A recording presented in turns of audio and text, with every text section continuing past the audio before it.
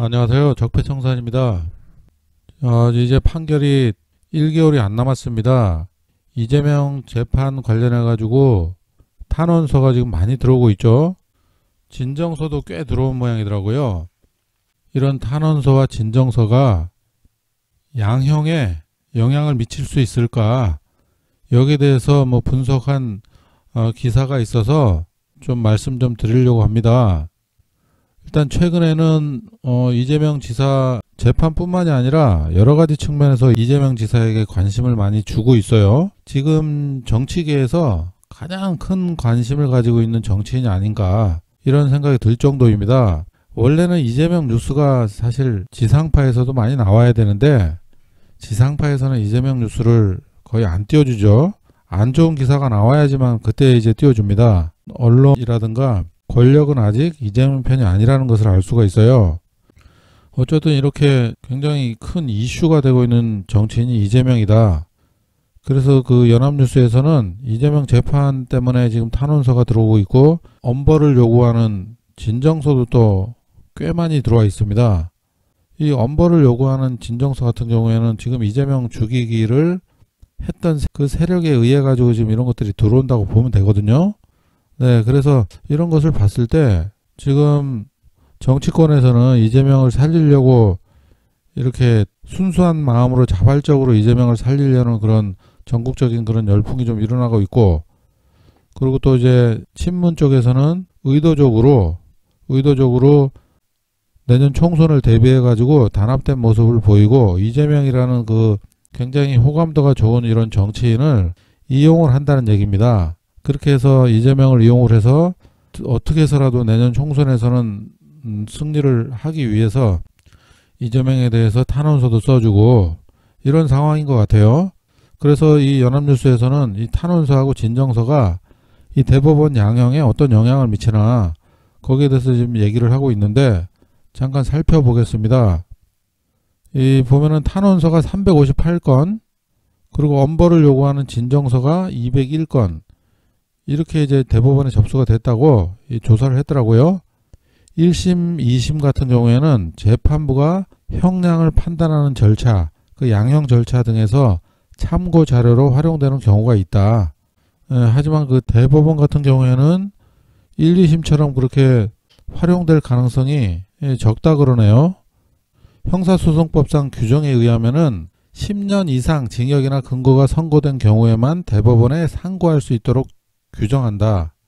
이렇게 돼 있는데 그 이재명 지사 같은 경우에는 2심에서 300만 원을 선고받은 경우라서 양형 문제에 대한 대법원의 판단 여지가 없다는 것이다. 네, 그래서 이것 때문에 그 위헌이다 이런 판단을 좀 내려달라고 이재명 지사가 위헌 청구를 했죠. 네, 그래서 불합리하다 이것은. 이 300만 원 벌금이지만은 형사 소송에서 300만 원이면 얼마 안 되는 것이지만은 공직선거법상에서 100만 원 이상이면은 지사직을 박탈당하기 때문에 정치인에 대한 사형 선고와도 같은 것인데 그런 양형에 대한 판단에 대해서 대법원에서 그 다툴 수 없다는 거, 그것이 위헌이다. 이런 내용을 포함해 가지고 위헌 재청 신청이 들어가 있습니다.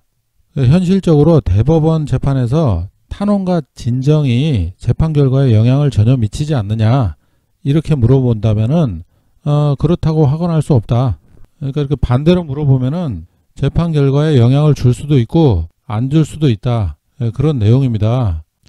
그래서 예를 들어 이재명 지사 혐의가 유죄라고 재판부가 판단을 하더라도 그 유죄에 대한 그 형량이 당선을 무효로 할 정도로 그 정도까지 그런 형량이 되는 것인가, 이런 것에 대한 이제 판단을 하는 것인데, 그것이 이제 법리적인 판단을 한다는 얘기입니다.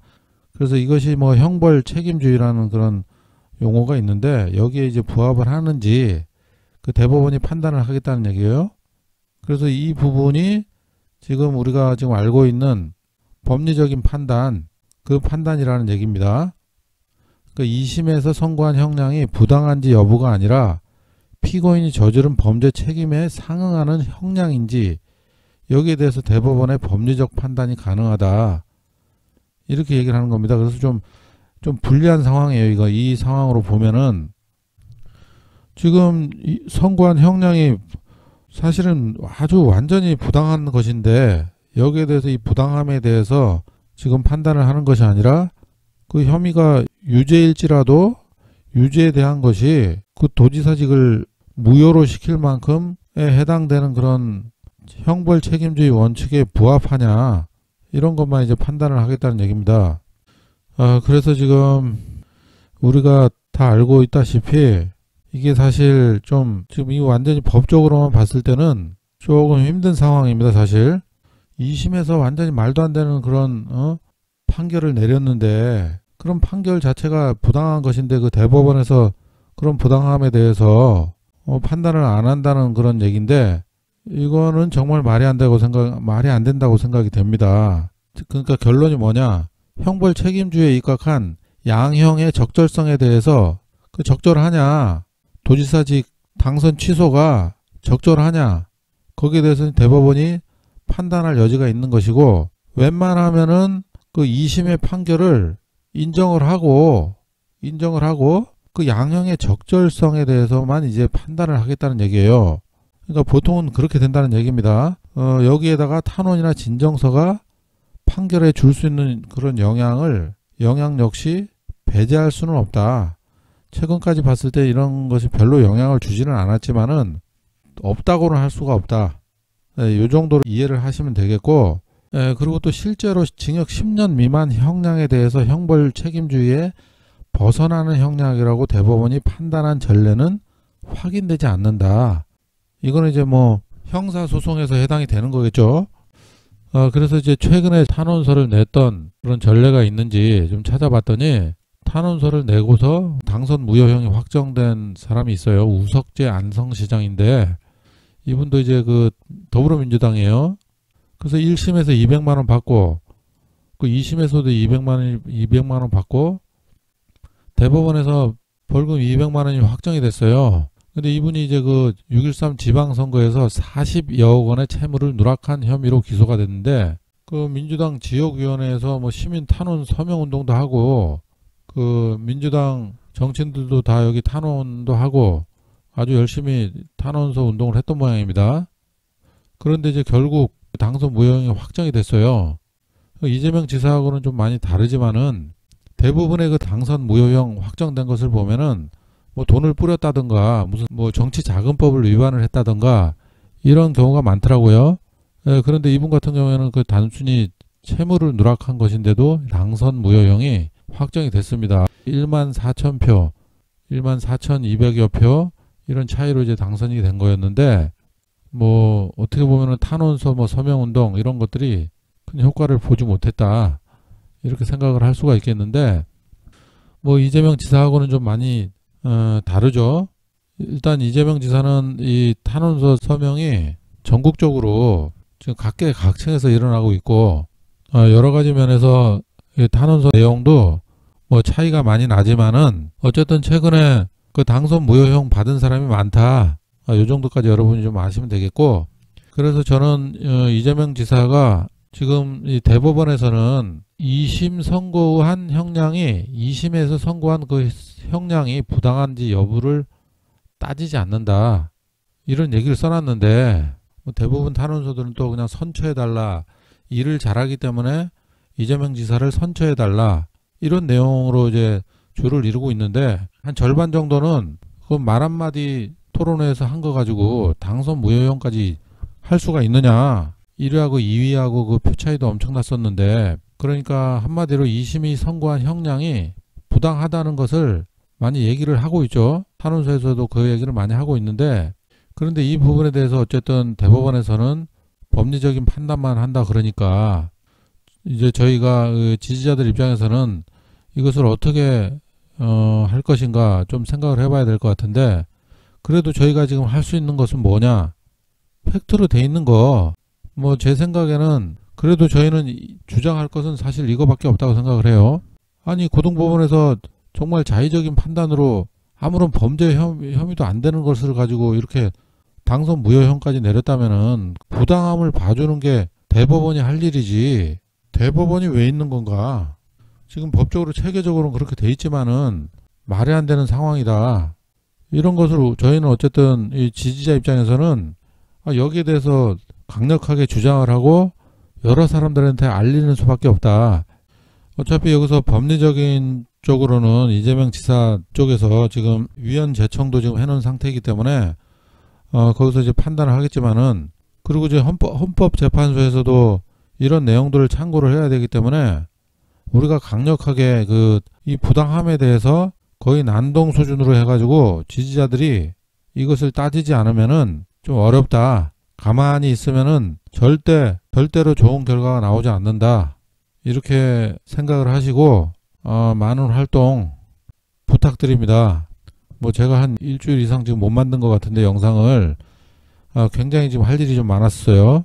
점점 이제 제가 12월 달로 이제 가까워질수록 제가 영상을 좀 많이 올릴 수 있으니까 이해를 좀 해주시고, 저도 열심히 해볼 테니까 여러분도 SNS에서 좀 활동도 많이 하시고, 지금 뭐 외부에 나가서 뭐 특별히 지금 할 수 있는 게 별로 없을 것 같아요. 그래서 여러분들이 조금 하루에 이재명 지지자 좀 열심히 하시는 분들은 하루에 좀 몇 시간 내 가지고 저녁에 좀 재판과 관련해 가지고 잘못됐다는 것을 자꾸 많이 알려야 됩니다. 탄원서만 가지고는 절대 좋은 결과를 이끌어낼 수가 없다는 걸 아셔야 돼요. 이 탄원서가 많이 나오고 민주당에서 이재명을 이렇게 뭐 겉으로나마 살리려고 이렇게 열심히 힘쓰는 것처럼 해주는 것도 이재명 지지자들의 그런 올바른 주권자 활동에 있는 겁니다. 잘못된 것을 비판하고 이런 것을 하기 때문에 지금 뭐 원팀 얘기를 하는데, 정부 여당에서 겁내는 것은 이재명 지지자들이 올바른 소리를 자꾸 하고 SNS에서 그런 활동들을 하기 때문에 정부 여당에서 이 이재명 지지자들 겁을 내고 이런 이재명을 끌어들이기 위해서 노력을 하는 겁니다. 이게 지지자들이 정말 가만히 있고 그냥 민주당 편만 들고 이렇게 이랬다라면은 지금 민주당에서 이재명 지사에게 지금 이렇게 나오겠어요? 절대 그렇지 않다는 거. 그러니까 여러분들이 지금 뭐 상황이 이재명 지사가 원팀 강조를 하니까 뭐 지지자들도 이재명 지사의 그런 행보를 그냥 인정을 하면 되는 것이고, 우리는 잘못된 것을 비판해야 될 주권자 입장에서 정치 활동을 해야 되는 겁니다.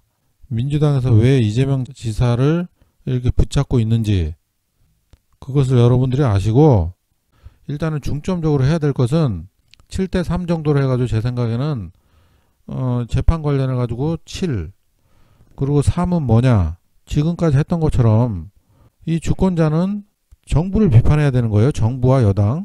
왜 그러냐, 국민을 위해서 가장 힘써야 될 것이 정부 여당인데 정부 여당이 지금 이상한 쪽으로 이렇게 정치를 하고 있다면은 그것을 비판하고 올바른 길로 이렇게 갈 수 있도록 해야 되는 것이 그 주권자들이 해야 될 역할입니다.